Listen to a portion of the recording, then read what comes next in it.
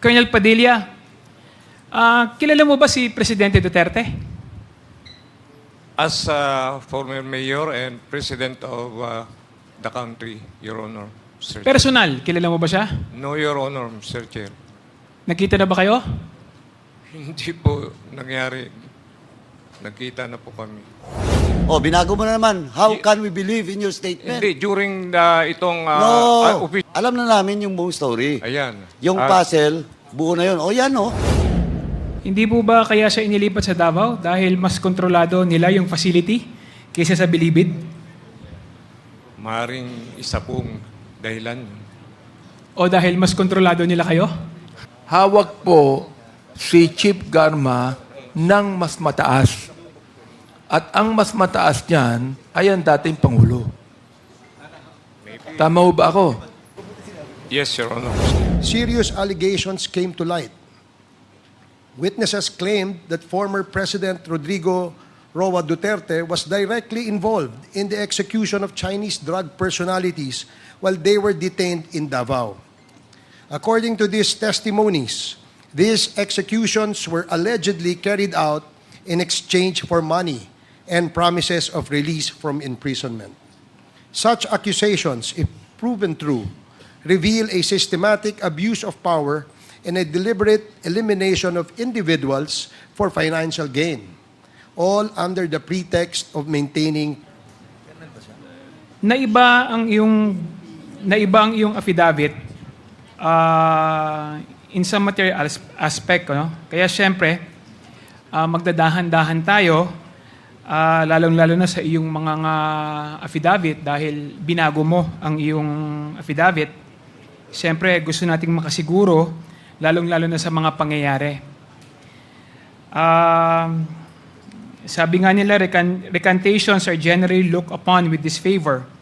But we're doing this, I'm clarifying this point, to ensure that your latest statement, as contained in your September 2 affidavit, could pass the credibility test. As the highest-ranking official of your institution, you should know that a commander can delegate his authority but not his responsibility. So, responsable po kayo, Colonel Padilla, kung ano po yung nangyayari sa loob ng Bilibid. Ayon sa iyo, sometime in 2015-2016, may mga nilipat na suspected Chinese drug lord mula sa Bilibid papunta sa inyo, sa Davao Prison. At ikaw ay nag-object dito dahil wala kayong facility para sa mga high-profile inmates katulad na lang ng mga Chinese drug lords. Again, Colonel Padilla, parilnawin po natin, sino po ba ang may authority na maglipat ng inmate mula sa Bilibid papunta sa Davao Prison? The Director of Corrections po, Your Honor, Mr. Chair. Sino po? During that time, it was from order po of Director General of the Bureau of Correction, then General Ricardo Rinier Cruz. Pakilinawan po yung inyong pagsasalita, sir. Director General Rinier Cruz po ang nag-transfer sa Davao. Covered po ba ito, sir, ng memo or any directive? Yes, Your Honor, Mr. Chair. So may kasulatan po kayo ng transfer. Yes, Your Honor, Mr. Chair. Colonel Padilla, hindi ba parang ito ay highly irregular? Normal po ba itong nangyayari from Bilibid, malilipat sa ibang facility? That's why I oppose the transfer, Your Honor, Mr. Chair, with my letter during that time. Ano po ang tingin ninyo, bakit kaya, anong dahilan kung bakit inilipat ito sa Davao? Hindi ko na po alam ang tamang dahilan. Dahil, in fact, we have pending cases pa nga appeared in their record. Hindi po ba kaya siya inilipat sa Davao dahil mas kontrolado nila yung facility kaysa sa Bilibid? Maring isa pong dahilan. O dahil mas kontrolado nila kayo? Hindi po, kasi Walang po kaming kamalay-malay na dadatnan kami ng ganitong high risk and high profile PDL.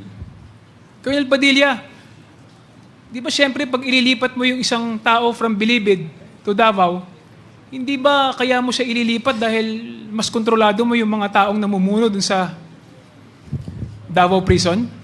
Hindi Kaya naman- ibig sabihin, mas kontrolado nila kayo, kaya mas pinili nila na dun ilipat yung mga nakakulong.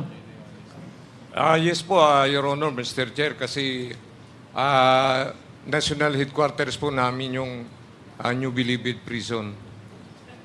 Hindi po ba kayo nagduda rito? Again, Mr. Chair. Okay. Ang sabi niyo po, Colonel Padilla, suspected. Ibig sabihin yan, hindi pa final and conviction. Tama po ba? Nasa inyong statement po yun. Yes, Your Honor, Mr. Chair. At nakakulong sila dahil non-bailable yung offense. Yes, Your Honor, Mr. Chair. You describe them as high-profile inmates. Bakit ganito ang classification siya sa kanila? Pagka yung high risk, yun po yung mga notorious, and then yung high profile, may mga known records of criminal activities talaga. Kilala mo ba sila bago sila inilipat sa From Bilibid to Davao Prison, kilala mo ba sila? Hindi ko po kilala, Your Honor, Mr. Chair. Okay, Colonel Padilla. Klaruhin din natin, Colonel Padilla. Sabi ninyo, in 2016, 3 of the Chinese drug lords identified as Tiu Quintin, Wong Mengpin, and Li Yanyan were killed by their fellow inmate Mr. Magdadaro and Mr. Tan. Tama po ba? Yes, Your Honor. Si Wong Mengping ay parehong kilala ni Tata at Andy na si Peter Wong. Tama po ba? Yes, Your Honor, Mr. Chair.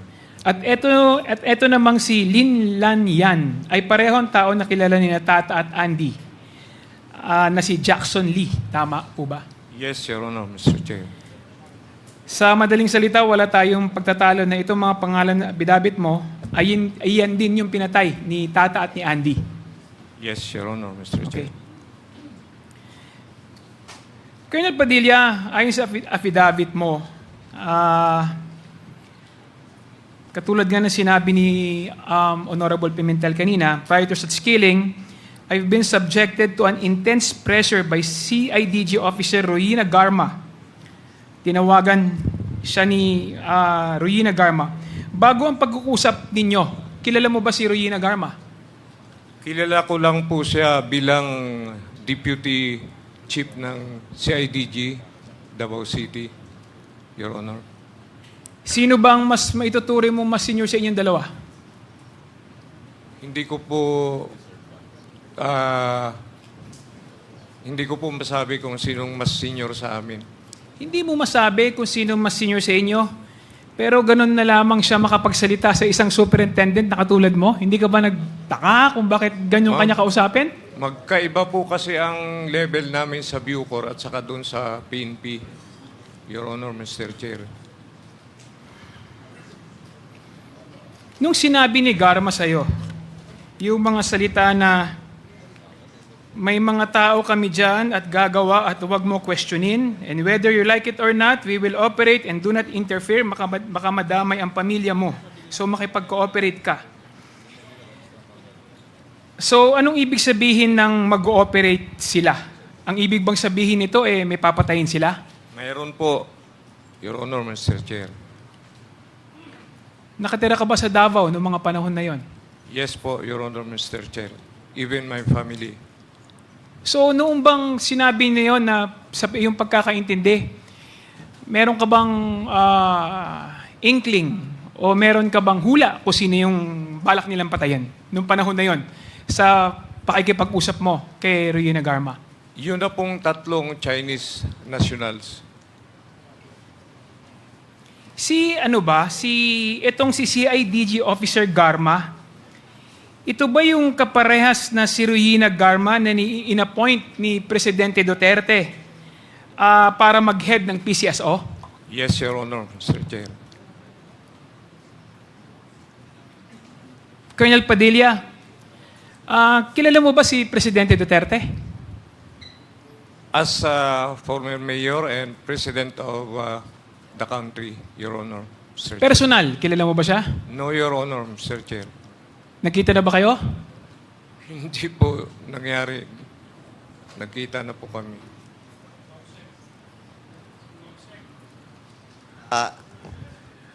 Mr. Chairman, Mr. Ano? Chairman, Thank you. Mr. Chairman, Colonel Padilla, kasi may mga proof kami na magkasama kayo eh. As nung mayor po siya, Your Honor, Mr. Chair, may mga yung mga kasal ganon, parang Oh, pero sinabi mo ko na you never met him personally. Oh, binago mo na naman. How can we believe in your statement? hindi during itong No. official Ang function. tanong sa iyo, well, in fact, that was also the question of Congresswoman Brosas during the previous hearing. Tinanong kanya kung kilala mo si President Duterte. If I Sabi may- mo po, sandali, patapusin muna ako. Sinabi mo na hindi. Kaya, you must tell all. You must be truthful to your statement. Hindi ko po talaga kilala, Your Honor. May mga occasion, kasal, siyempre public picture ganon in Davao City. Meron kayong mga pictures. Meron kami. Mamaya pag sa panahon ko, sana naman sabihin mo na yan lahat ng totoo. Kasi alam na namin yung buong story. Ayan. Yung puzzle, buo na yun. O yan o. That was taken during when he was a mayor in Davao City. Anong circumstance? Diba pareho kayong ninong dyan, nagkumpare kayo? That Hindi po. happens in Samal Island? Hindi po. Saan yan? Hindi po. Sa Samal po yan. Oh. Pero hindi po kami magkumpare, Ninong. O bakit pareho kayo Maylay? Nag-attend lang po kami niyan kasi yung kinasal dyan, yun yung kaibigan ko. Mike Ruiz. Pero personally, hindi. Picture taking lang po yan as a public figure. Your Honor, Mr. Chair. Anyway, darating din tayo dyan. Mamaya, pag ako na, magtatanong sa iyo. Okay, please proceed, Kong Kunhun. Colonel Padilla, mas maganda po sana kung magsasabi po tayo ng totoo. Kasi ang pagkakasabi ko po, ang tanong ko po sa inyo, kung nagkita na kayo ni dating Presidente Rodrigo Roa Duterte, ang sagot mo, hindi. So, mas maganda po, magsabi po tayo ng totoo sa ating mga susunod na katanungan. Ano po? So, lagi po natin iisipin na kayo po ay may sinumpaan dito at magsabi po tayo ng totoo. May I continue, Mr. Chair? Please proceed. Colonel Padilla, sabi mo sa affidavit ninyo na nakaranas ka ng intense pressure at totoo yung threat sa'yo. Kasi alam mo for a fact, operations made against a certain drug lord in Leyte days before she called me. Anong ibig mong sabihin dito sa iyong statement na yun? Mayroon na pong nangyaring same operation din involving known inmate drug lord in Leyte a week before the Davao incident. Paano mo nalaman ito? Isa po sa operating prison and penal farm namin yung Abuyog, Leyte. Okay.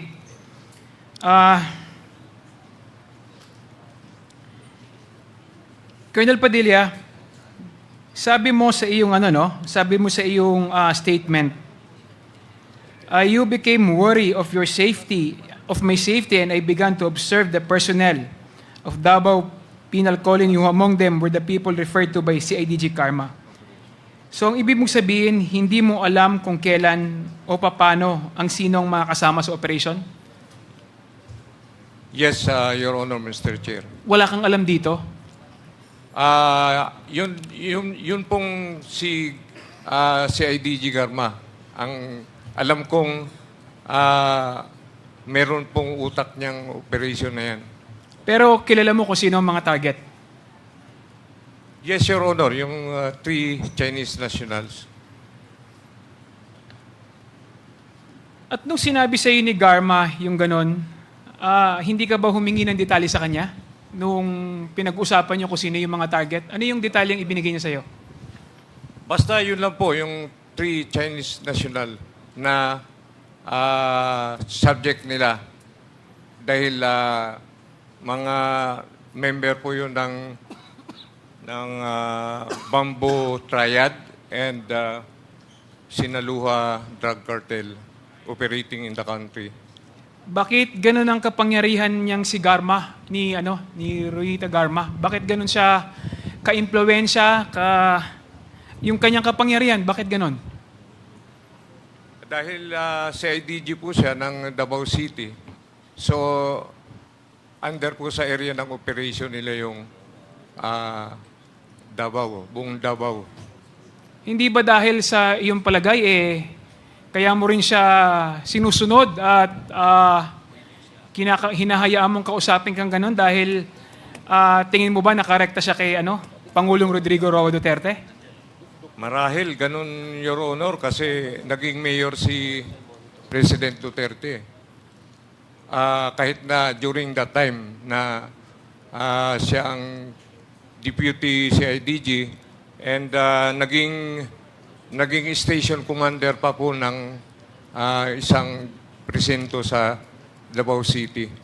Kindly wrap up, Congressman. Okay, thank you, Mr. Chair. Last question, Mr. Chair. Pagkatapos ng usapan na yon ninyo ni Garma, hindi na ba kayo nag-usap ulit? Wala na po. Wala na pong nangyaring kasunod pa na pag-uusap. Okay, thank you, Mr. Chair. I will, na lang sa next round, Mr. Chair. Ituloy ko yung aking katanungan. Thank you, Mr. Chair. Thank you, Congressman Kong Hun. The next to interpolate is Congressman Akop. Congressman Akop, you're recognized. Thank you, Mr. Chair.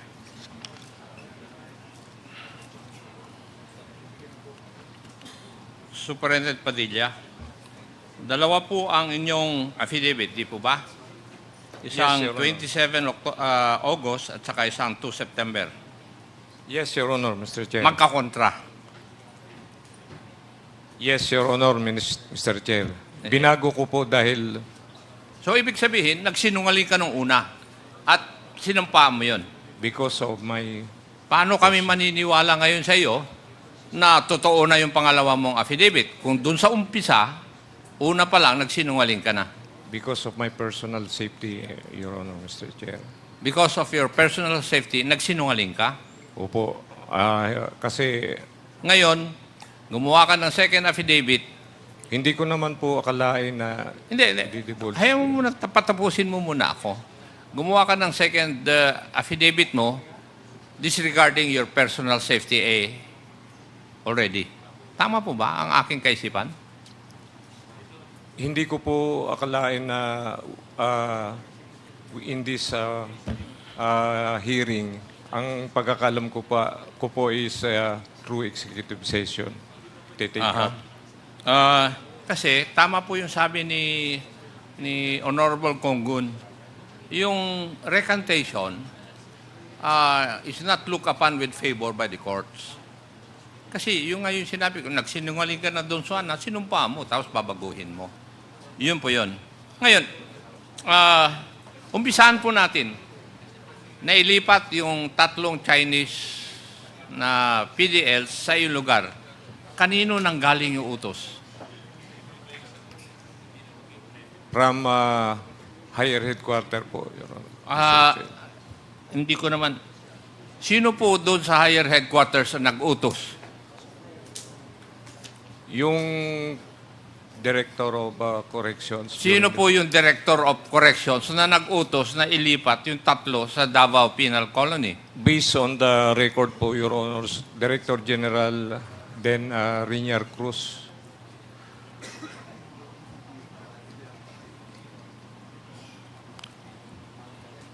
At sinabi mo rin na nag-object ka rito. Yes, Your Honor, Mr. Chair. Do you have any piece of evidence that would show o magpapakita na nag-object po kayo? Yes, in fact, it was the first letter which I opposed to the transfer dated July 27, 2015. And nireiterate ko po ng October 2015 15. O sige, narinig ko na yung sinuot mo kanina eh. Tinatanong ko lang kung meron po kayong ebidensya. Could you please submit to this committee yung ebidensya po na yun na kayo po ay nag-object? Thank you. Punta po tayo dun sa statement ninyo na you were subjected to intense pressure by then CIDG officer Ruina Garma, who called me through the cell phone of another inmate Fortaleza, at sinabi sa iyo ni Madam Garma na may mga tao kami dyan na gagawa at huwag mo nang questionin. And whether you like it or not, we will operate and do not interfere. Baka madamay ang pamilya mo. Yes, Your Is that Honor. true? Yes, Your Honor, Mr. Now, Chair. kung natanggap mo itong mensaheng ito mula kay Colonel Garma, what would have been the proper thing that you would have done? Ano po dapat ang ginawa ninyo? Hindi ko po actually binigyan ng kuan yung kanyang sinabi. Kumbaga, Hindi mo pinagbigyan pero sinabi mo, you experience intense pressure tapos Yes, hindi mo binigyan ng kwan. during that time, Your Honor, Mr. Chair, nagkaroon po ng ganun. Oo nga. Kasi gusto nilang during that time madaliin po yung pagsasagawa nung Pagsasagawa ng ano? pagpatay doon sa tatlong child. So, at that point in time, alam mo na, napapatayin yung tatlo. Alam ko po, Your Honor, O Mr. anong Chair. ginawa mo nga? Yun ang tanong ko nga eh. Ano ang ginawa mo nung nalaman mo, napapatayin yung tatlo na Wala. nasa loob ng iyong piitan? Marami kang pagsisinungaling, Colonel eh. Kasi nakakulong po yun, hindi ko talaga akalain na mailalabas po doon sa pinagkulungan nila. Merong ano? Hindi ko po akalain na mailalabas po dahil naka-safekeeping po doon. Ako po ang nag-order na safekeeping dyan. Pero antimano, inamin mo na alam mo na napapatayin yung tatlo. Yes. Pero wala kang ginawa. Yes, Your Honor, Mr. Chair. Kaya nga Hindi po, mo man lang inireport doon sa mga nakakataas para tulungan ka na patigilin o tigilin yung ganun na mangyayari. Your Honor, Mr. Chair, kaya nga umihingi ako ng executive session kasi napakasilan po yung... Sige, let us see kung kuan. Pero ako ang unang magpapatigil ng executive session kung yung sasahibihin mo ay hindi importante dito sa mga issue na inimbestigahan dito sa committee na ito. It's very sensitive, Maliwanag Your ko Honor. siguro yon. Ano? Now, sinabi mo kanina na sa pagsagot po ninyo sa aking mga kasamaan na merong unang pagtatangka. Tama po ba? Yes, Your Honor, Mr. Chair. Paano mo nalaman na may unang pagtatangka? Doon po sa tawag ni Tawag ni? CIDG Garma. So, ibig mo sabihin, yung una Yun yun lang ang po. una. Yun po. Yun ang unang pagtatangka. Opo. So, ano po yung nalaman po ninyo, yung pangalawang pagtatangka na sinabi po ninyo? Wala naman pong, yun lang po, yung unang usapan lang po na yun. So, kasi narinig ko kanina, merong first try eh, na sinabi mo sa katanungan ng aking mga kasamahan. Opo. So, wala na yung pangalawa. Yun na at yun na. Yes, Your Honor. Okay. Thank you. Doon po sa pagtatanong na aking mga kasamaan at pagsasagot ng mga ibang testigo, hindi ka pa ba naniniwala na may plano talaga na patayin yung tatlo? Naniniwala nga po ako. So, naniniwala ka. Ang sinasabi mo lang, hindi ka kasama doon sa plano. Naunahan po ako doon sa plano. Ano ibig mong sabihin? Naunahan po ako kasi Naunahan ka nino? nung pangyayari, kasi in-expect nila na ako ang unang kikilos. Iba naman yung impormasyon ko. Si Congressman Paduano na magtatanong sa iyo. Hindi ikaw ang pipiit, isang tao na wala na rito sa mundo dahil din dyan sa okasyon na yan. Di ba?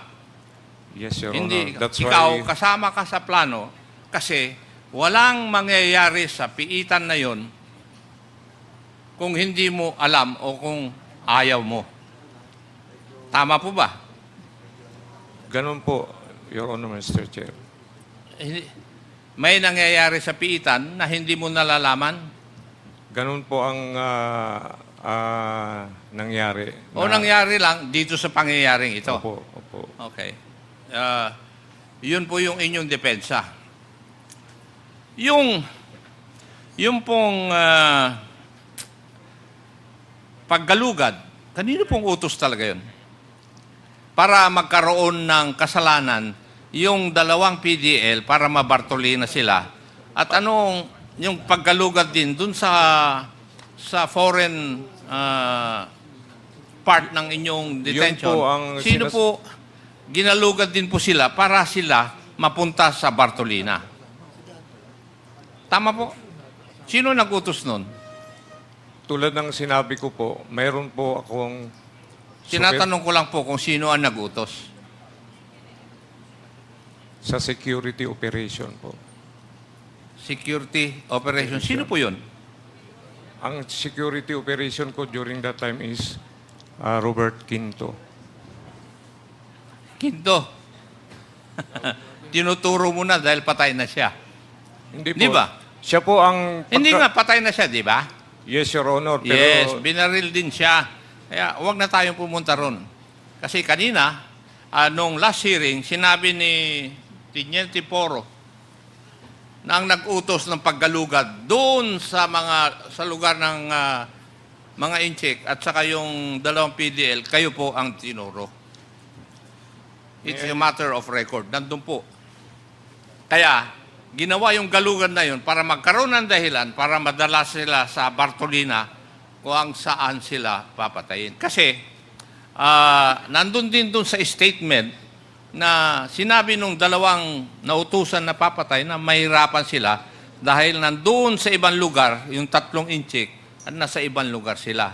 Kaya ginawa ng paraan na mapupunta sila sa iisang lugar, sa selda number 6 ng Bartolina. Tapos, inamin din ng iyong in charge sa Bartolina na punong-puno yung Bartolina. Pero yung selda number 6, dadalawa lang ang nandun. At doon dinala yung 3 inchik na pinatay. Kaya, kung tutuusin, kung ikaw ay investigador talaga, makikita mo na parang may plano. Di ba? Ikaw na rin nagsabi. mayroon po Sabi talaga. mo na may plano. Mayroon po talaga. Yes. Your Honor. Kaya lang, ang sinasabi mo, hindi ka kasama sa plano, pero hindi naman mangyayari po ito kung tatanggihan nyo o hindi nyo papayagan. Thank you, Mr. Chair. Thank you, Congressman Nakop. The next to interpolate is Congressman Paduano. You're recognized. Thank you, Chairman. Anyway, Mr. Chairman, eto lang po, kay Repadilla, kasi buo na po yung puzzle. Buo na namin po.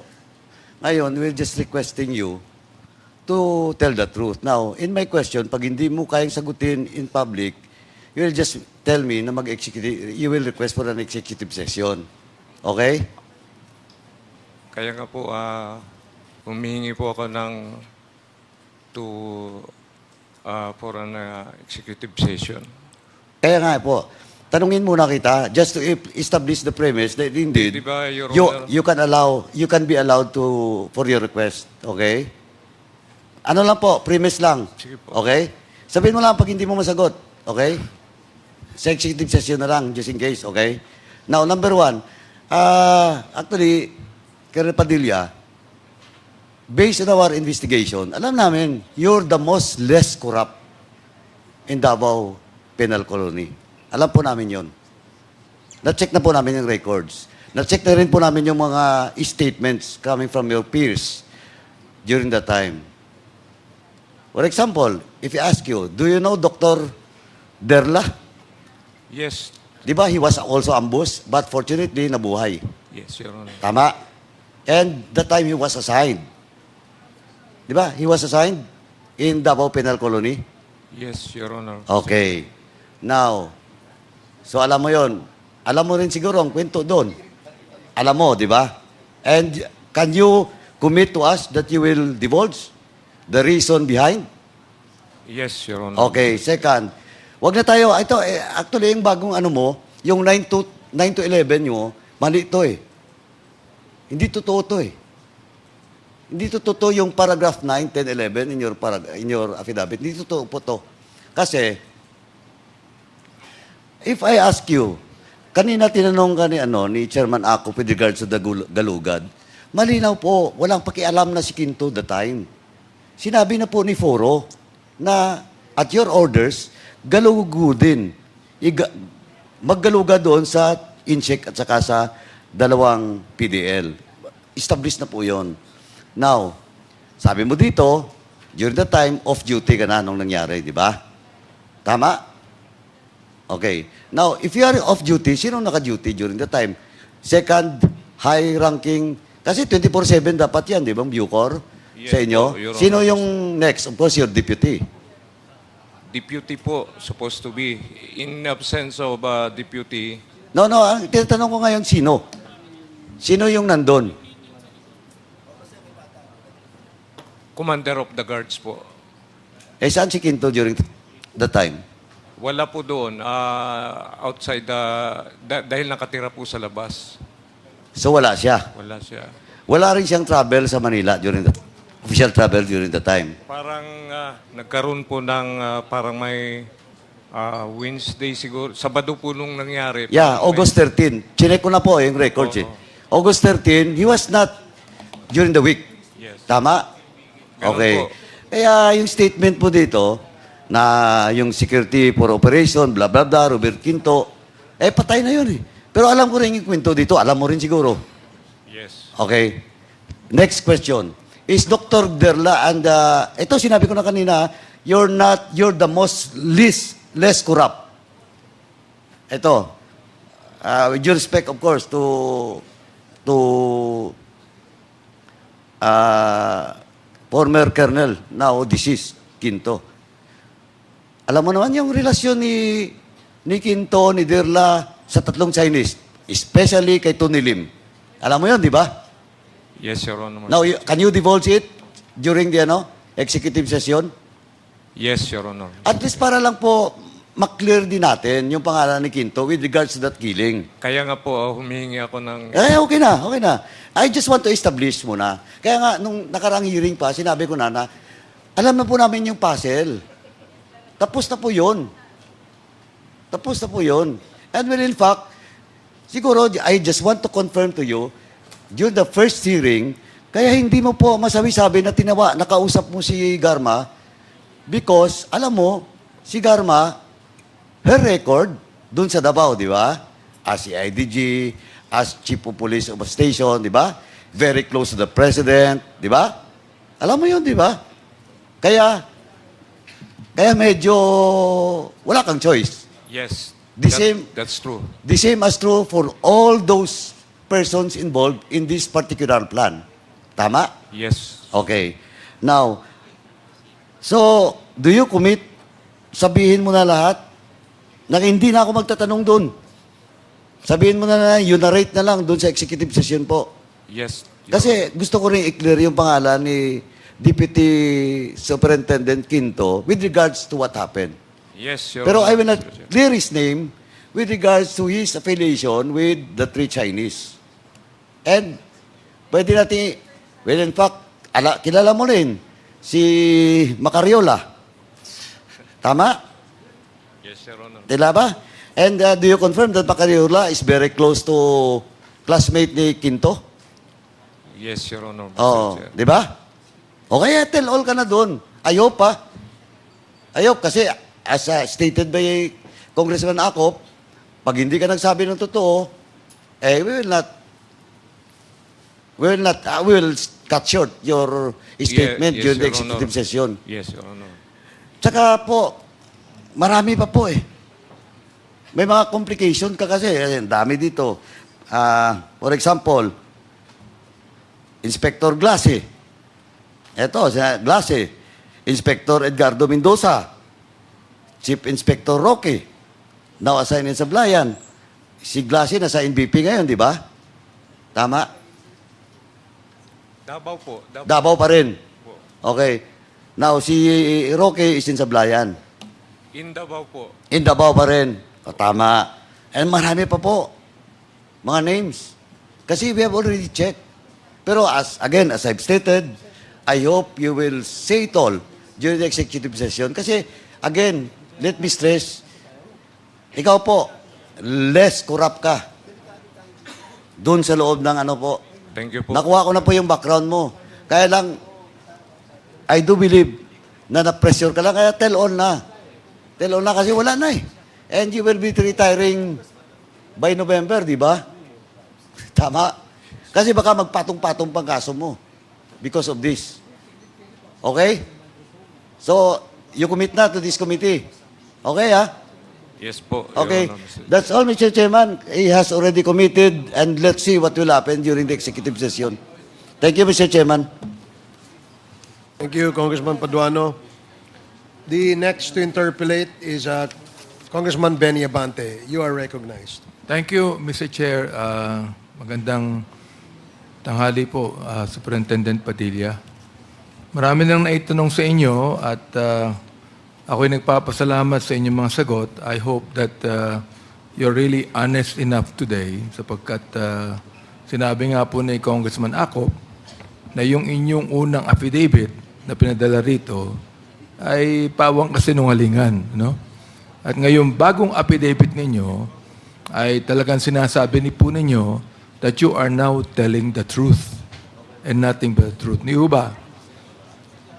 Yes po. O, Your nabanggit Honor, po ninyo rito ang pag-uusap po ninyo ng CIDG Officer Royina Garma.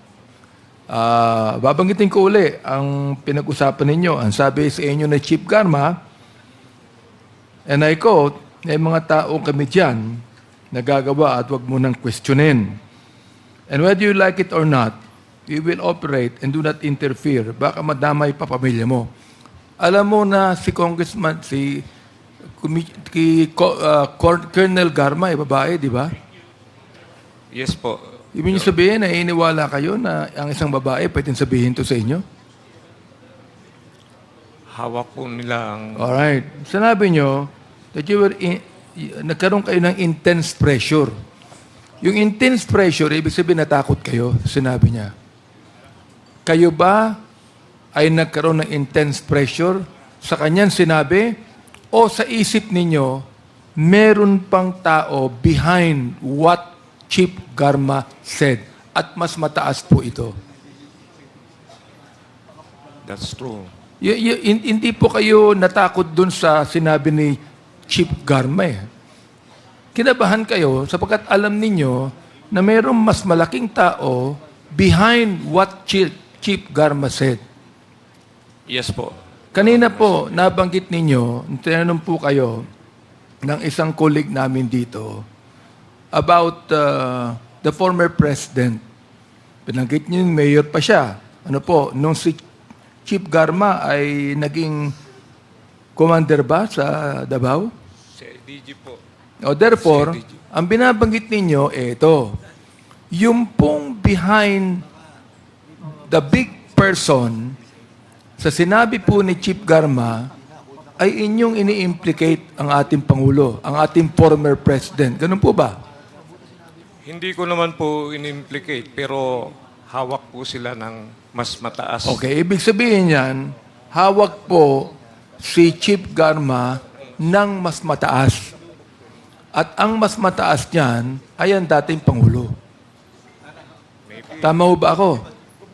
Yes, Your Honor, Mr. Chair. Okay. Mr. Chair, yun lamang po, sapagkat atin narinig na binanggit po ni Superintendent Padilla na merong mas mataas kaya siya natakot tungkol sa sinabi ni Chief Garma. Salamat po. Thank you, Congressman Abante. The last to interpolate is our Senior Deputy Speaker, Dong Gonzales. You are recognized. Thank you, Mr. Chairman. Good morning, Colonel Padilla. Yes, Your Honor, Mr. Chair. Good morning. Medyo nanginginig pa po yung kamay nyo ngayon o hindi na? Hindi na po, no? last August 28, medyo hindi ka masyadong kalmando. May tanong lang po ako sa inyo. Naniniwala ka na ngayon, tinanong ko si Tata, na tumawag si Colonel Garma